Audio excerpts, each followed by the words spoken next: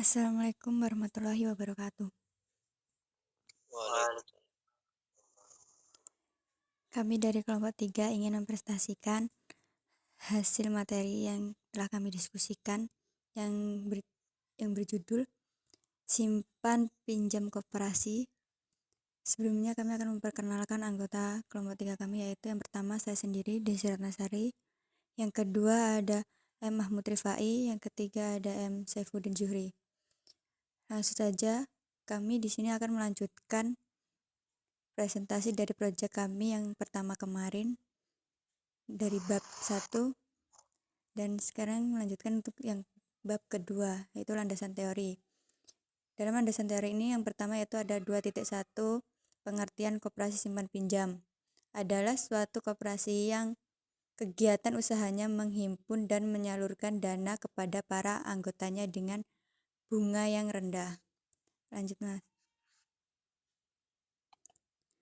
Tidak itu saja, ada beberapa pengertian dari para ahli. Yang pertama yaitu Rudianto adalah koperasi yang bergerak dalam bidang pemupukan simpanan dana para anggotanya. Yang kedua ada Suyanto dan Nur Hadi adalah koperasi yang meningkatkan kesejahteraan anggotanya dengan kegiatan kredit berbunga rendah. Lanjut. Untuk yang ketiga, Nini Widianti dan Sunindia adalah koperasi yang bergerak dalam bidang usaha pembentukan modal melalui tabungan untuk anggota secara teratur. Kedua yaitu sumber permodalan dan penyimpanan koperasi, yaitu modal sendiri dan dari modal pinjaman. Secara ringkas, berikut adalah beberapa sumber modal koperasi. Yang pertama yaitu simpanan pokok. Yang kedua, simpanan wajib. Yang ketiga, simpanan bebas atau sukarela. Nah, yang keempat yaitu hibah atau donasi. Untuk 2.3 yaitu prinsip koperasi simpan pinjam. Beberapa prinsip dasar koperasi simpan pinjam yaitu yang pertama, keanggotaan sifatnya terbuka dan sukarela. Yang kedua, koperasi ini dikelola secara mandiri dan demokratis. Yang ketiga, kekuasaan tertinggi ada pada rapat anggota.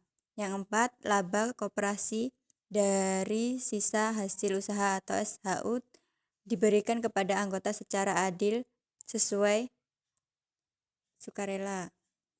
Selanjutnya yaitu fungsi koperasi simpan pinjam. Untuk anggota yang pertama ada peran dan fungsi simpanan. Yang kedua, peran dan fungsi pinjaman. Lanjut.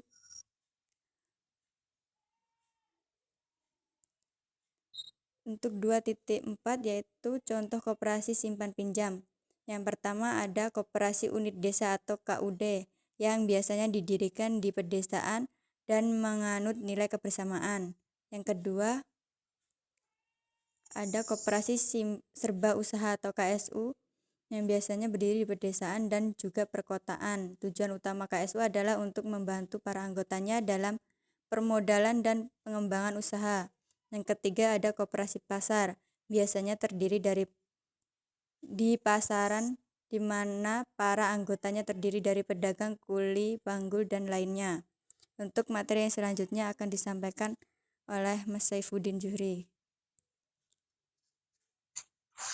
Baik, Assalamualaikum warahmatullahi wabarakatuh. Waalaikumsalam warahmatullahi Saya wabarakatuh. ini akan melanjutkan materi dari Mbak Dian, yaitu analisis dan perancangan sistem. Meliputi 1. Analisis sistem, yaitu melakukan pengembangan sistem, maka diperlukan data-data dan pemahaman tentang sistem yang akan dikembangkan. Di dalam tahap analisis sistem terdapat langkah-langkah yang dilakukan, yaitu sebagai berikut. 1. Mengidentifikasi masalah merupakan langkah pertama yang harus dilakukan dalam tahap analisis sistem.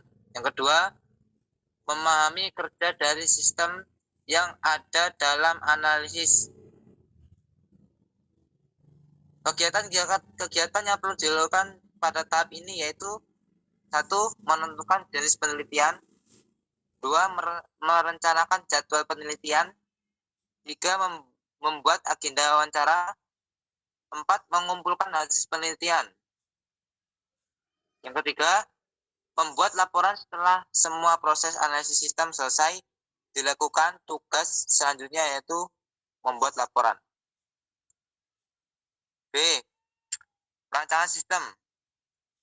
Satu, yaitu sistem perancangan adalah merancang atau mendesain sistem yang baik. Isinya yaitu langkah-langkah operasi dalam pengolahan data dan prosedur untuk mendukung operasi sistem terhadap beberapa langkah dalam rencana sistem. Dua, alat bantu perancangan sistem. Alat bantu yang digunakan pada perancangan sistem yaitu ada konteks diagram atau CD. B. Data flow diagram atau DFD dengan simbol seperti yang ada pada gambar. Yang ketiga, Identity Relational Database atau ERD, seperti gambar yang sudah ditampilkan. Selanjutnya, yaitu perancangan database. Satu, sistem database. Sebuah sistem merupakan suatu tatanan yang terdiri dari sejumlah komponen dengan fungsi dan tugas yang khusus yang saling berhubungan dengan sama-sama memenuhi tujuan bersama. Terdapat 3 tahapan dalam proses perancangan database, yaitu yang pertama perancangan database secara konseptual. 2, perancangan database secara logis. 3, perancangan basis data secara fisik. Berdasarkan konsep fisik, penyusunan sistem database terdiri atas komponen, yaitu pertama perangkat keras atau hardware, meliputi komputer, hard disk, RAM of disk, dan lain-lain sebagainya. Yang kedua perangkat lunak atau software. Yang ketiga database. Database adalah kumpulan dari data yang saling berhubungan satu dengan yang lain, tersimpan di simpanan luar komputer dan digunakan perangkat lunak tertentu untuk memanipulasi. Diperlukan jenjang data dimulai dari A. Karakter, B. Field, C. Record. 4. Sistem pengolahan database. Database Management System. Database Management System merupakan kumpulan data yang saling berhubung satu sama lain membentuk satu kesatuan atau set program. 5. User atau bandwidth. Kemudian 2.7 perancangan input dan output. 1. Perancangan input dan dalam mendesain input ada beberapa tipe input, yaitu A. Eksternal, pemasukan data berasal dari luar organisasi. B. Internal, pemasukan data berasal dari dalam organisasi. Kemudian yang C. Operasional, pemasukan data hasil komunikasi sistem dengan sistem. Yang kedua, perancangan output desain output adalah hal yang tidak boleh diabaikan karena yang pertama, eksternal tujuan output untuk informasi di luar organisasi. Yang kedua, internal tujuan output yang dihasilkan hanya untuk lingkungan organisasi. Yang ketiga, operasional tujuan output yang dihasilkan hanya digunakan untuk bagian komputer saja. Baik, untuk materi selanjutnya akan dilanjutkan oleh Mas Rifai. Waktu dan tempat saya persilahkan. Baik, awalnya Assalamualaikum warahmatullahi wabarakatuh. Waalaikumsalam warahmatullahi wabarakatuh. Materi selanjutnya yaitu bab 3, metode penelitian. Yang pertama 3.1, metode penelitian. Metode yang akan digunakan adalah metode penelitian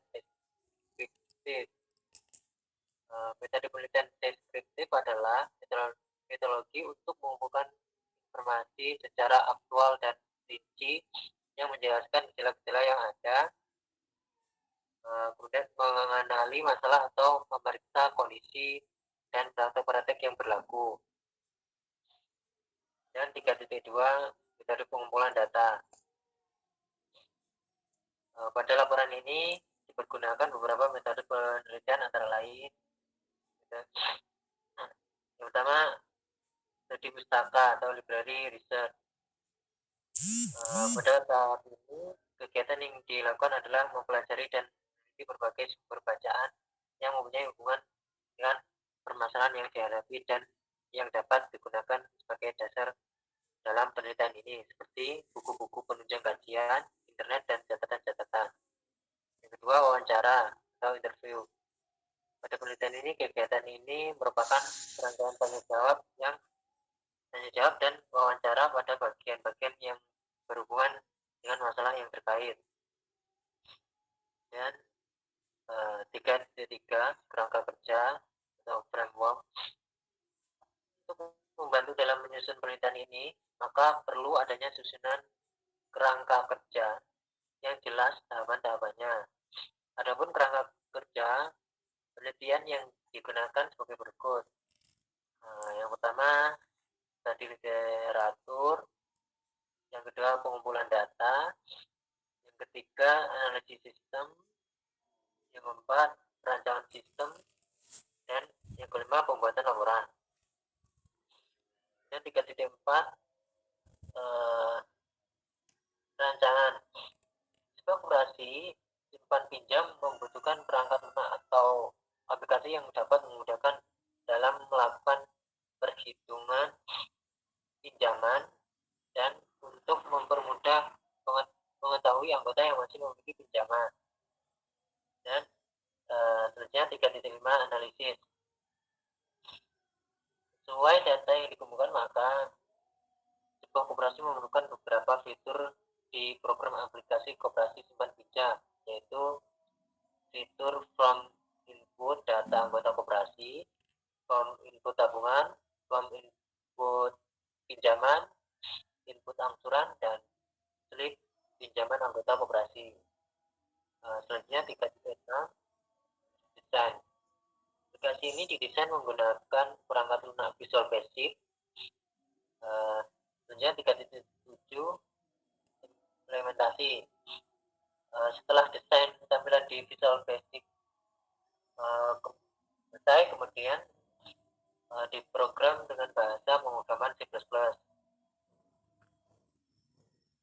Yang terakhir 3.8 testing. Testing yang telah dilakukan menunjukkan fungsi dari aplikasi telah berjalan dengan baik. Pada saat dijalankan ada beberapa fungsi yang kurang maksimal, namun tidak untuk akan diperbaikinya kekurangan tersebut.